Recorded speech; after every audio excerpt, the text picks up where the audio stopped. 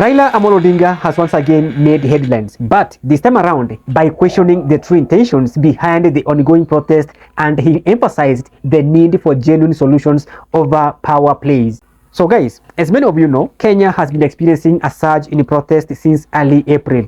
This protest initially sparked by opposition to the finance bill, which actually I was among the people who were demonstrating against the finance bill. The moment President William Ruto actually dropped the finance bill, we got out of the streets. But these protests actually have grown in intensity and scope. There are strong beliefs that these protests are not entirely grassroots movements, but they are being sponsored by power brokers with hidden agendas. Raila Odinga's statement actually suggests a deep concern for the stability and the future of our nation. It highlights his recognition that simply removing a leader may not address the underlying issues that plague our political system. Instead, it could actually pave the way for more chaos and uncertainty, potentially manipulated by those behind the scenes, known as the power brokers. Throughout his career, Raila Odinga has often positioned himself as a champion of the people, advocating for democracy, justice, and national unity. His latest stance actually can be seen as a continuation of his legacy,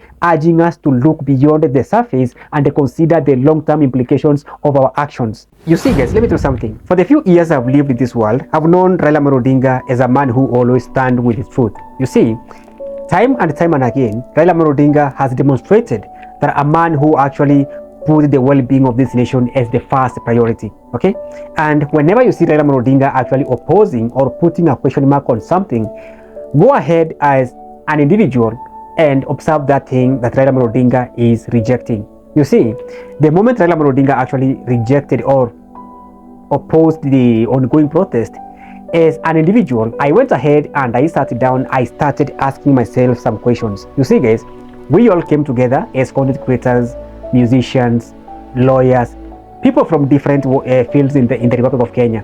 We went and we gathered in town and we protested in peace, and our main cause was reject finance bill. And eventually President William Ruto conceded and he dropped the whole finance bill.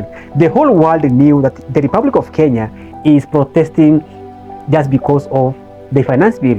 The finance bill 2024 that was actually trying to hike the taxes, tax you even if you are employed or not. They were taxing you, raising the tax on content creators up to 20%. You see guys, that's why we assembled in town and we said no to finance bill 2024. And eventually, President William Ruto dropped the whole finance bill. You see guys, after that, we all moved out of the street because we had achieved that which we were pushing for. For President William Ruto actually to drop that finance bill, it was a win for us who were pushing that cause, you see. Thereafter guys, after achieving what we wanted, we all moved out of the street, and thereafter we will never protest again. It is my thinking guys, that why should people continue dying, and what actually put us in the street we have achieved? Why should we allow many shops to continue being looted when we have achieved what we wanted?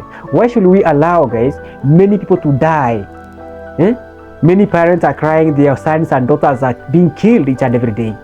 What are we doing in the street? That's why Raila Odinga is questioning. That is not even the case. You see guys, it is my thinking also, or my opinion, that there are some hidden forces somewhere that they saw this as the only opportunity to use it to hijack it and to bring William Ruto down. Okay guys, maybe some of you are asking, who are these power brokers and how do they influence our politics? You see guys, power brokers are individuals or group of people with a significant influence and resources who can sway political decisions and the public opinion.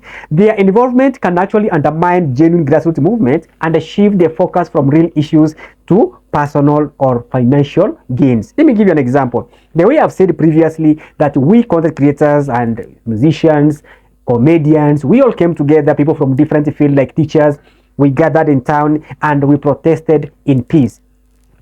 Our main issue was reject finance bill, but the power brokers actually came in and shifted our real issue, and right now what you hear in the street is Ruto must go, which wasn't our main issue. Our main issue was reject finance bill, reject finance bill, reject finance bill. The whole world knew Kenya is protesting against finance bill, but right now what you hear in town is the issue of Ruto must go. Ruto must go, which wasn't actually our main issue. This agenda of Ruto must go, it doesn't belong to Gen Z as you may think. This Ruto must go thing actually belongs to the power brokers, the hidden forces I'm talking about. There are speculations that organizations like the Ford Foundation might be actually sponsoring this protest. Whether or not this is true, the potential involvement of such influential entities raises important questions about the authenticity of the protest and the motives behind them. Guys, the implications of Raila Odinga's statement are profound. It calls for deeper understanding of our political dynamics and a commitment to addressing the root cause of our problems. This means focusing on governance, transparency, and accountability rather than the removal of a single leader, the way we hear the Gen Z crew actually are all over Ruto must go, which is actually is not going to solve our problem right now, but rather it is going to even to escalate the problem we are having as a country. Raila Odinga's patriotism is evident in his willingness to prioritize the nation's well-being over personal or political gain. His call for thoughtful reflection rather than impulsive action actually underscores the need for a united approach to solving our country's challenges. You see, guys, do not be surprised to see William Ruto's next cabinet he's going to include people from every tribe in this country. So guys, what can we take away from all this? You see, first, it is crucial to be aware of the forces at play in our political landscape. You need to know, guys, that power brokers actually have intruded into our political landscape. Number two, we need to know that we must demand more than just change for the sake of change. We need genuine solutions that address the core issues. And finally, we should recognize and support leaders who are committed to the nation's long-term stability and prosperity. Let me tell you something, guys. You see, the reason as to why many people actually do not like William Ruto is because William Ruto's approach, it is an approach that is going to solve this country's problem in a long term. You understand? William Ruto's approach is not an approach that can solve these problems like tomorrow or next year. It is something that is going to work many years to come. Okay, that's why actually Gen Z crew do not like that. They want something like go and take loan, come and solve a problem. That's what the Gen Z wants actually, and that is going to be very dangerous for the future of this country. My good people, that's my 2 cents for today, and let me take this great opportunity to thank you guys for watching this episode of Lifelens TV. If you found this analysis insightful, please like, share to your crew, to your friends, and also don't forget to subscribe to Lifelens TV. Leave your thoughts and comment below.